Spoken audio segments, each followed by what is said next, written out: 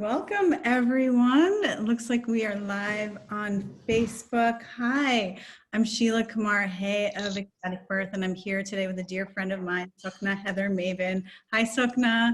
Hi, Sheila. Hi, everyone. I'm Honored to be here. so happy to have you here today. And I was just saying to Sokhna, the title Nurturing Life feels so representative of the stand that she takes for women, for her family, for her community. The term nurturing life is it's so representative of the energy she holds. She is a master of a wide range of healing arts, and at the heart of it all is like the holistic, the love for life, our desire for vibrance.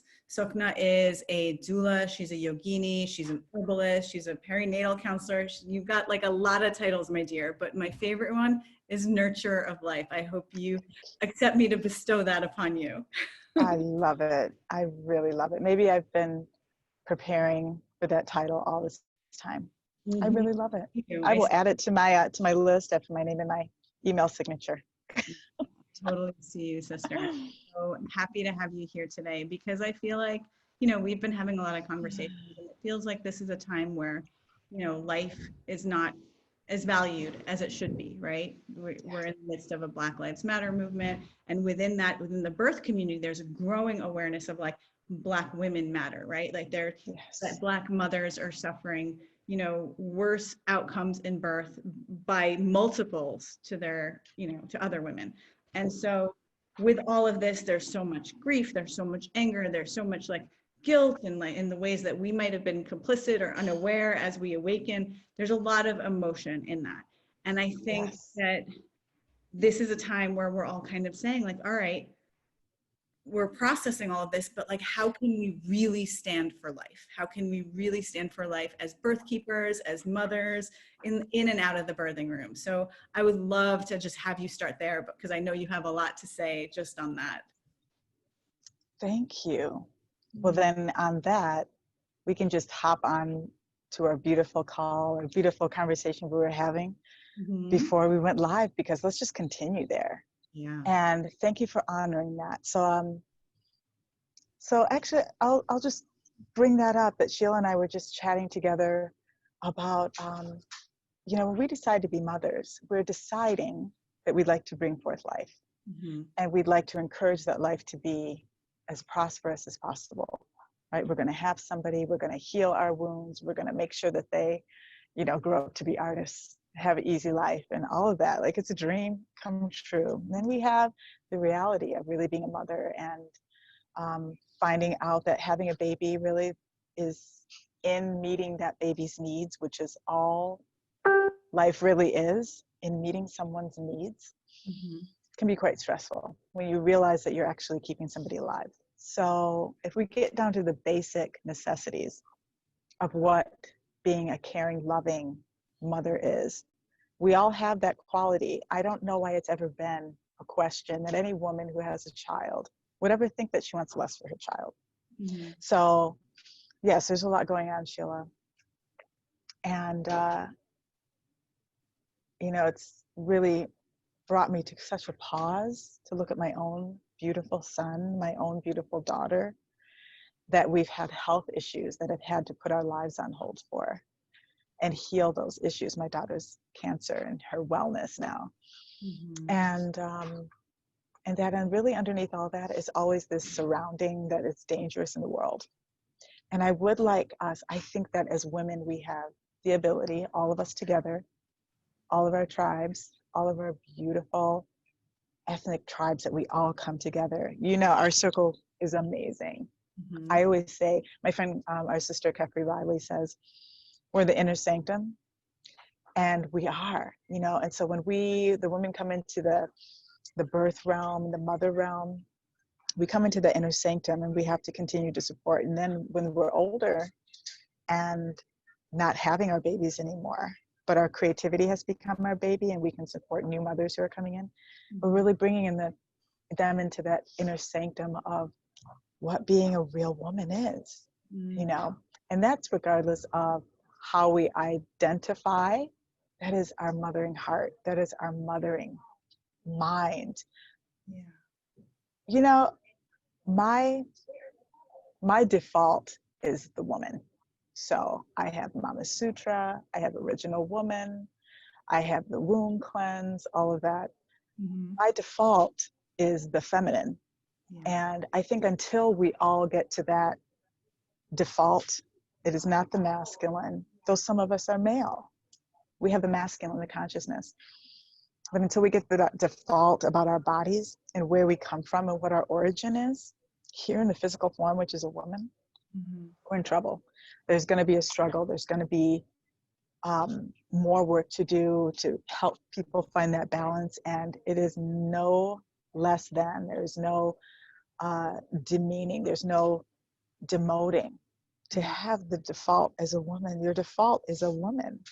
And that is a woman's body, that is the woman's container, that is the woman's protection, that is the woman's support, and her energy to make anything happen. This is a great place to have the default. The feminine is the default as feminine, right?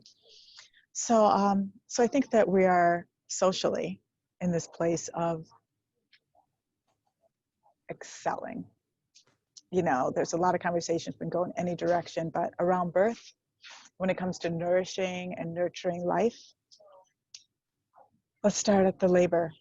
You know, let's start. So we're having a healthy pregnancy, and then we have as many support people around us to have that beautiful, healthy pregnancy.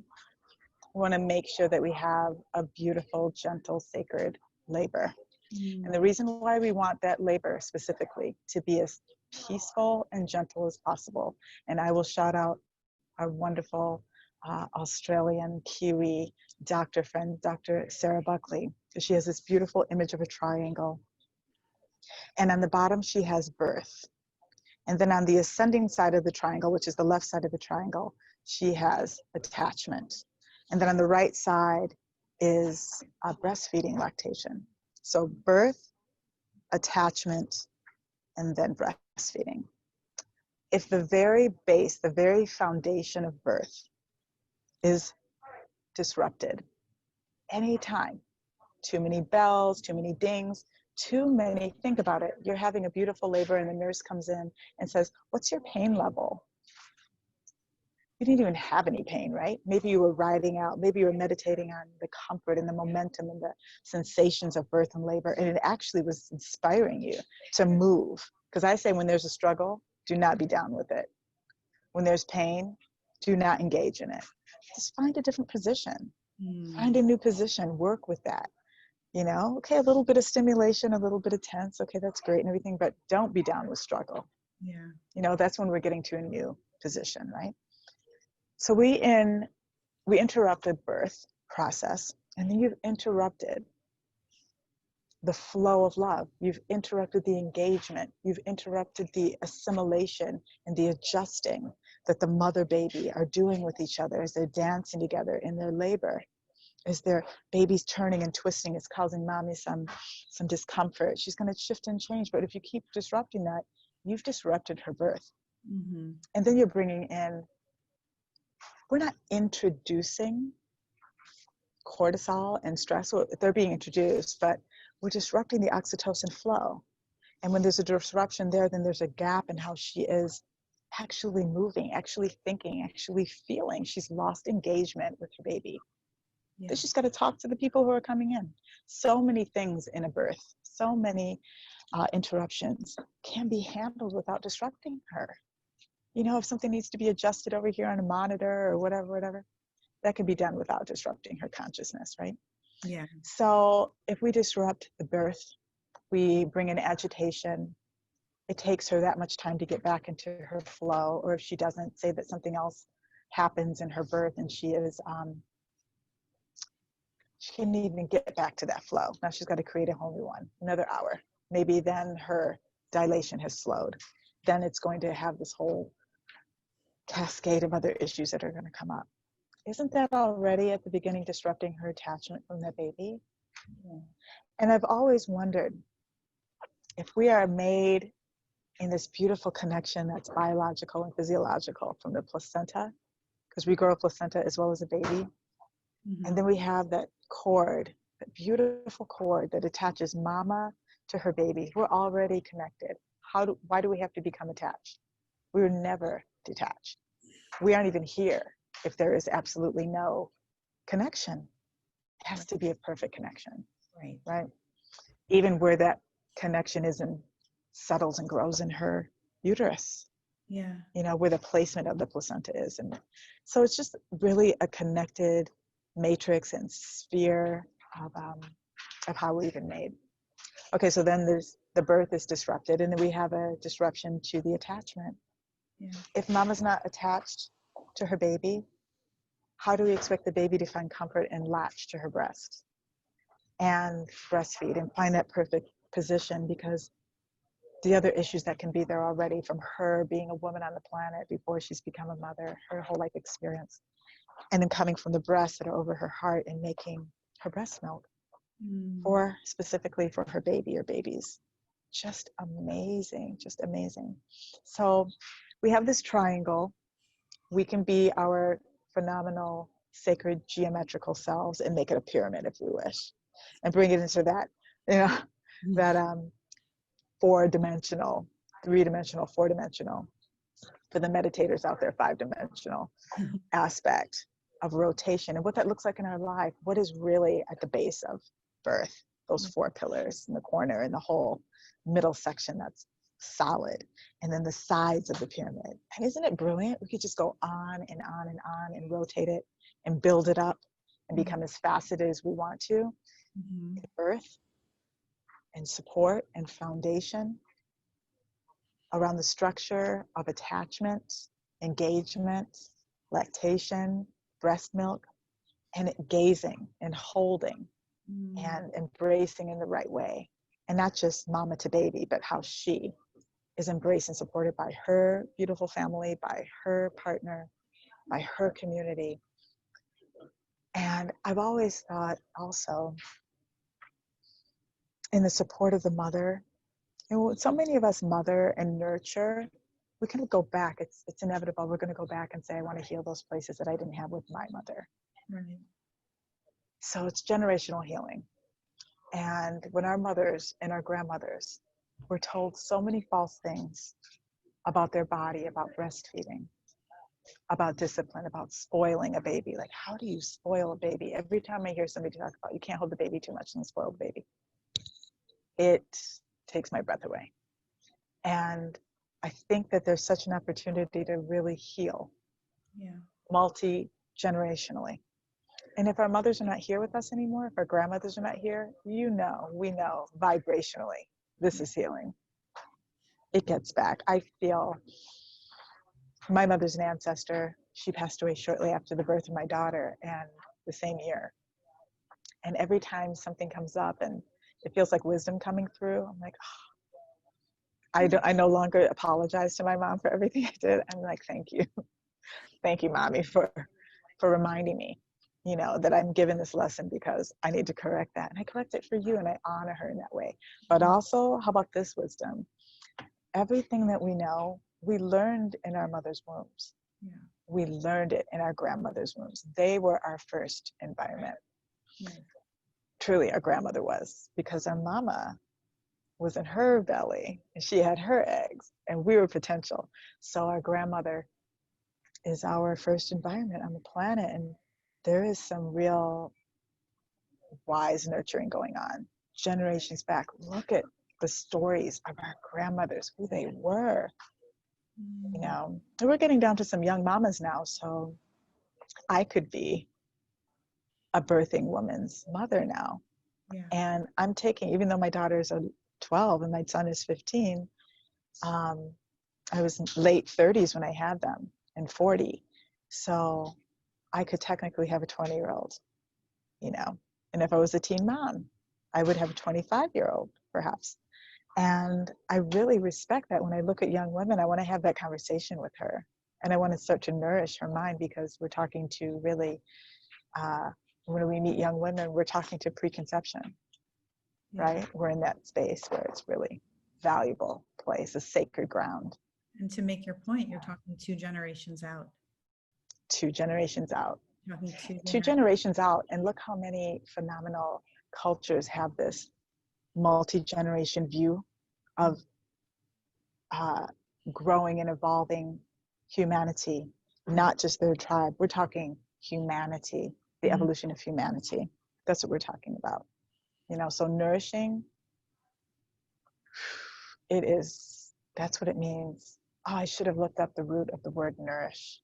But, you know, like maybe you can look it up. I don't know if you have another device for you, but it's so fascinating to look up the etymology of words and see what the root words are. So there's something in the core there. It's not just about what we eat, is it? It's about pleasure. Yeah. And It's about fulfilling that taste, those desires that we have. And desires are not shameful. Desires are those little motors that inspire us to go in any direction to fulfill a need. Yeah. And I hear also, I actually can't look it up, but I can hear in your word. I'm like very, very tempted to, but I can hear just in your word, in your presence, in your reverence. What I'm hearing is deep reverence for life at the core, at the seed. And it actually begins with the mom, right? So for those women that are supporting women in labor, to know that you're not just nurturing her, you're not just nurturing her baby, but you're nurturing 2 generations out. Yes. That's a very sacred task. It's a sacred task. So yeah, in our conversation, we're beautiful sisters who are sitting in this circle, and pregnant people planning to be pregnant, preconceiving, you're already pregnant, and receive that.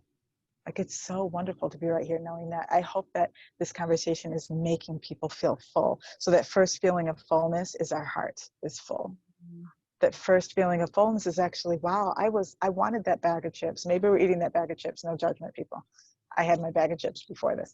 So maybe, you know, I wanted that bag of chips. I wanted that food, but all of a sudden I'm not even hungry. I feel fulfilled. And then we'll go forth and eat after this, because the first hunger that we actually had was for knowledge, was for comfort, was for emotional support, was for good sister conversation, you know, was for this phone call, this Zoom call, and to sit in that nourishment of what that is. It could be anything. I actually have to say, I had a client, her name was Noor.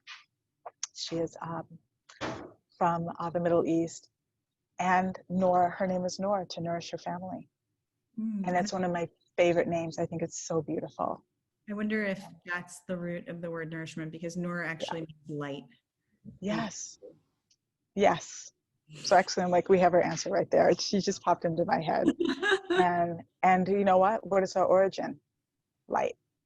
Yeah. And when we slip into those deep meditations, those states of bliss, we feel nourished. We don't want anything. We don't want to leave our lovemaking. We're good with it. I don't need to eat breakfast. Skip the brunch. You know, we're just in it. Yeah. It's enough. We don't even need food. We've actually merged with the wholeness of life, and then we're good. So, Sokhna, this is so powerful, and I want to really get to this spot that you're, you know, holding space for. So if someone was to say to you, how can I get to that nourishment? How, when there's so much, I turn on the TV and there's so much intensity, and, you know, we're in a pandemic and all the, like, I don't feel like I'm in heaven the way you're describing. I don't feel like I have access to that nourishment. What do you suggest to either, you know, an expectant mom or someone who's really holding space for our moms? Yeah. In that space, you've already recognized that you don't feel that, right? We've recognized how uncomfortable we feel. Let's just take a deep breath and say, this is how I feel. Yeah. Just name it. Name how you feel. And then when you name how you feel, I can't catch my breath. I'm so nervous. I'm scared. I feel scared. And in this feeling where I'm scared, I feel in danger, I'm in my home. If home is dangerous, name that this is my place of danger. It is really about naming it, bring it down, bring it to the core, bring it to yourself, bring it to your center, bring it to your skin. Yeah. And I'm wearing this green shirt. And I'm touching my chest. And there's a wall right here and there's furniture, and name things in the room. Literally bring yourself in. Yeah. And then you can find your center, you can find yourself. And if you can get to that place, you can take a few breaths, and maybe that's all you'll get to. But I've had to do that. I've had to do that a few times in my life. Okay, so that's a practice that I use. Then I want to say, because we really do need to talk ourselves off of the edge. This time that we're living in is a time of change, and it's going to be uncomfortable for a long time. Now we're also bringing babies forth. Yeah. I have 3 clients who have just learned in the last, month, that they all having boy children, and they're so uncomfortable. They're so uncomfortable. And I spoke with one woman this morning, and I'm like, I have a son, and my whole team came back to work today at Healthy Babies, Healthy Start, and we all named how we felt, and we talked about our boys, we talked about our sons. So it's really important to just locate where you are mentally, emotionally, spiritually, and physically. Go ahead and name what you're wearing. So how about beautify in that moment?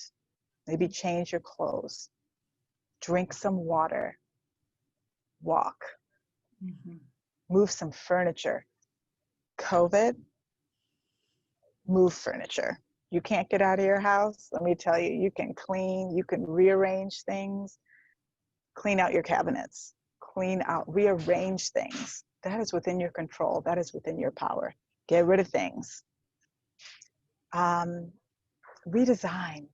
So we want to redesign our environment. We need to redesign how we're thinking. We need to redesign. If we need to make some changes, they may be big changes. Why do we make such big changes when we're pregnant? Because big changes are coming into our life. Why do we have the need to do that? Why do we have the need to restructure? Because we are physically restructuring. We're not going to be just a woman, like that was just, right? We're going to be a mother. And we're going to learn why are we uncomfortable? We're uncomfortable because love is coming, but it is not love like the love we've chosen to have in our life. It's not love with our partner, which can be amazing and extraordinary. It's a protective love that we have never known. And you can't tell anybody. You can just say, you're about to know the greatest love. And what if that love is coming from that pain? And we have to find a place we will be constructed, and I believe this, energetically, spiritually, mentally, emotionally, and physically, to have the capacity to make the changes necessary for that type of love. It's having the support around us that we need, the good support, the non-judgmental but kind and strong support to help us make those changes. But I would say, because we just came through this experience, now we have to make the adjustment to coming back out into community. Keep wearing your mask. Keep your hand sanitizer, homemade and otherwise, and maybe even a little soap, a little thing you can shake and wash your hands and rinse off, because soap is actually it's better than the sanitizer. All right, because actually I want to just put this shout out that I learned that the COVID virus actually gets dissolved, the coating of it gets dissolved by the soap. That's why we have to rub it. And it just crushes that little virus. Sorry, little virus, but you got to go. So it crushes it. It just dissolves it. It cannot live. So even if you use sanitizer, you need to wash your hands. And then that washing of the hands, let that water that's coming through your hands. So this is water. This is an element. Hey, y'all, let's ritualize our lives. Let's bring in that ritual that we're always talking about. Let's make the ceremony of living very devotional with ritualizing everything. We've got water around us all the time. We've got sun and air and the earth plus our bodies. We can make all of those elements really come together and make that ritual of our lives. I think this is what the next level is. Beautiful. The ceremony is the birth, right? Your birth that all of us go through is the ceremony, but the ritual is the devotion, is everything that we do, the elements that we have around us. So making that space around you in your home very ritualistically beautiful. And for my sisters who are like, I can't make it beautiful, I don't even have anything. Do you know the most beautiful spaces to me? Some of the most beautiful spaces are Zen rooms. There's nothing in them. Yeah. They are beautiful. It's how that one bed, that one table, that one candle, that one pillow, that one bowl, those things of choice, right? Curtains, just, I don't know, they're so simple, but they're so beautiful and so elegant. It's what we choose. So our gaze, our intention brings so much power and so much beauty to something. And we can do those things, but also people can reach out. I know my clients and friends and sisters and people I haven't even met, people on Facebook who have friended and chatted with a few times, reach out and ask me things. People can ask us, you know. I welcome people to call if they have a question that they'd like to have answered, a suggestion, just like to chat for a minute. I'm struggling with this. I will carve some time, you know, to speak in that and just help a sister, because so many of us didn't have that. And the part of the struggle is not having that connection. Yeah. You know, so we need to be nourished when we're already here with our kids. And we definitely need to nourish the new mamas who are coming with their new beautiful babies who decided to come at this time. So You know? I'm listening to you and I'm hearing like there's so many layers to what you're saying, but the thread that I'm feeling through all of it is this feeling of home, right? You Yeah. talk the woman, like elevating the woman as the first home for all life, right? Our bodies are the home for all life. It's the home for the generations to come. And then that connection between mom and baby, creating a feeling of security in our home in the world, right? For the rest of our life, Yes. for the rest Yes. of our life. And then all of us, as we're now, you know, sequestered in our physical spaces, the outer home, like the home that's around us, that's holding us, that's containing us, bringing that beauty, that light into that home. And then when we're ready to venture out into the world on, you know, on planet Earth, our, you know, the biggest sense of home. So there's just this feeling of like, how do you nurture home? Whether that's the body, how do you feel safe in your home? Yeah. How do you Yeah. elevate, right? How do you elevate Yeah. like, the beauty, the sanctity of your home through ritual, the way you're talking about it? It's just like really stunning, really stunning. Awesome. You know, and that reminds me to go back to the triangle. So birth, attachment, Mhm. and the connection of breastfeeding. Yeah.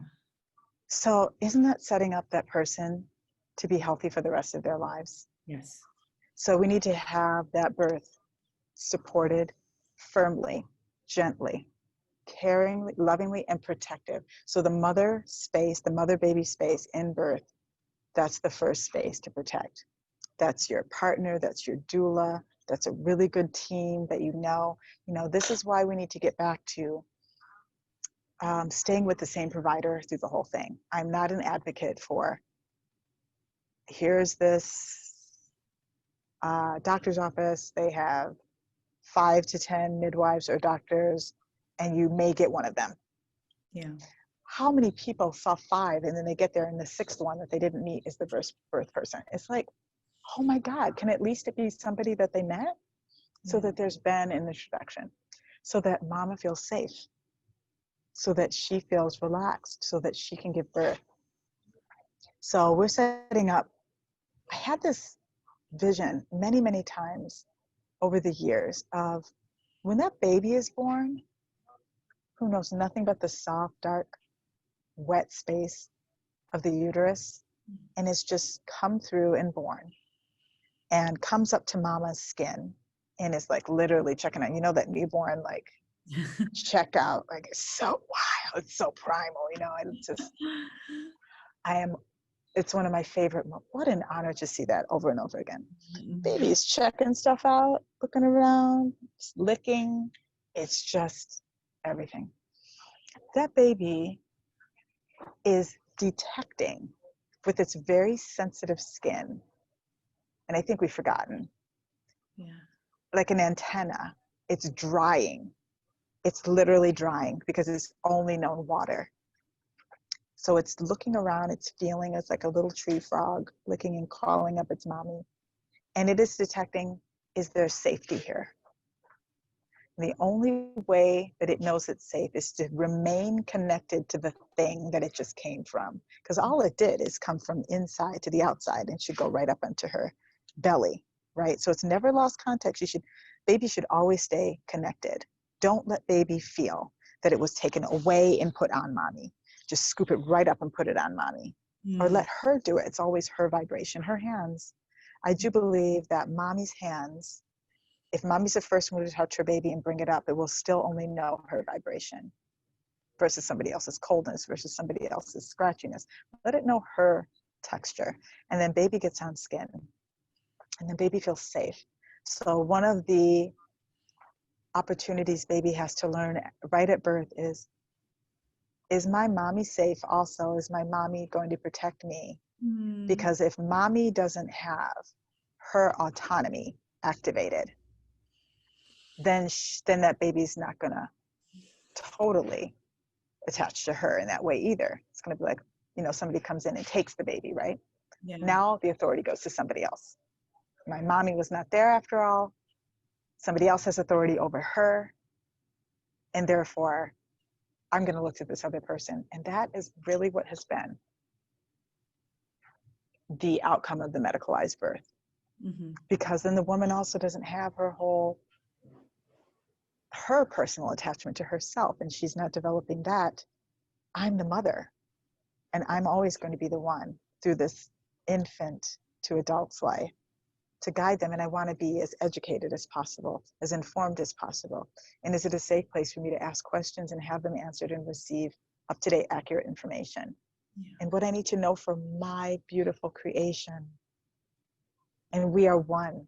And so as the hospitals adapt the concept that the mother baby is one, and even evolved mother baby family, so mature, which is healing for the structure of that system. Not even letting fathers in, like our fathers perhaps, definitely our grandfathers, if they even had an interest. It's really about that. So when we have a gentle birth, we have gentle, continuous connection and attachment, and then over to breastfeeding, it goes on to the health and nourishment of that baby for the rest of their lives. It's just about that, because now we know about the biome of breast milk. We know about the bacterial biome that we have in gut and skin and vaginal and anus and mouth and eyes and ears, stomach, intestines. Oh my God, the lungs. Getting a new biome. We got a new COVID biome, y'all. So constant evolution. We are not separate. We just learned that in this experience of a pandemic, just by being in the air. Just via the air. And all these thousands and thousands and thousands of cases that they don't know how people got it. It was in the air. And there's something very immature to think of it. Something goes into the air and just drops and falls and dies. No, it doesn't. It circulated and little winds and got picked up, stepped on, walked on, picked up, taken in, traveled. It had little suction cups all over it. A little sphere with like suction cups. I was like, oh, it was just the craziest looking little thing. Right? Like that is some evolution. I'm going to be a sphere with suction cups all over me. That is weird. So let's be suction cups of knowledge and wisdom and stick to each other and clan-like and protective to one another. Careful and loving, considerate, compassionate, and mindful. It's really time for us to be that as women and as mothers to each other. And for those of you, if there are women that are pregnant watching this, to really hold the sanctity of this moment in your life, like protect it, fierce. This is so important. You are not just, holding the next generation, but the one after that as well in your womb if you have a baby girl, right? Shema, yes. Really hold the sanctity of that. And for those of us that support women in birth, that are birth workers, to really, hold that protective layer on the outside, because this moment is so it's everything. It really sets the blueprint for the rest of a person's life, and it sets the blueprint for their physical health, emotional health, spiritual health. And so to really hold the sanctity of that, we need to be really fierce, especially now, especially with everything going on. We need to be really, really fierce. So Wow. yeah, I really am so grateful to you, Sokhna, for bringing in that depth and that level of awareness so people can really feel that interconnection, and that they could hold, we could all hold that sanctity in our bodies and in our spheres. And for those of you that want to know more, I'm having Sokhna come in. She has, first of all, I'm going to have you talk about all the amazing things you do, but I just want to share that I'm having you come into the ecstatic birth practitioner training as the first in a series of guest teachers, because what you teach is so foundational. It is like the heart of everything. It sets the blueprint for, you know, not just an ecstatic birth, but an ecstatic life.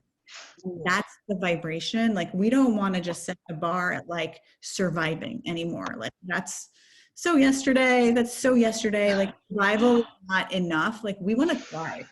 We want our babies to thrive. We want our grandchildren to thrive. We want the next generation to thrive. We are holding it really up here. And you know, if you're a birth worker and you want to support that in your clients, like, I want you to hold that in your body. I want you to know what it's like to thrive in your body, in your home, right? In your physical home, and to be able to tap into these levels of like bliss and ecstasy in your body. So I'm so grateful, Sokhna, that you're going to be on the journey with us.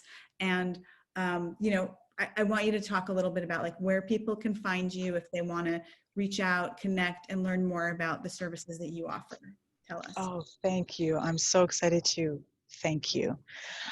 So you can reach out to me on my Facebook page if you want. I do have Messenger in my phone. That's to my detriment or benefit. I'm not sure.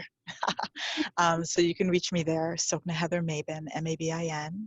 You can email me at Mama Sokhna, MAMASOKHNA @gmail.com. I have a very poorly maintained wwebsite that hopefully one day will be better. It's like, have I even updated it this year? But that is mamasutralove.com, MAMASUTRA And I'll put a love.com. Hey, thank you. Of course that. So my website, my Facebook, my email, those are the best ways because I check those things, and I'll get back to you. So yes, perfect. Thank you so much, Sokhna. Is there anything else you want to share before we say goodbye? Oh, just please, everyone, stay healthy, stay mindful, let your hearts open. It's okay.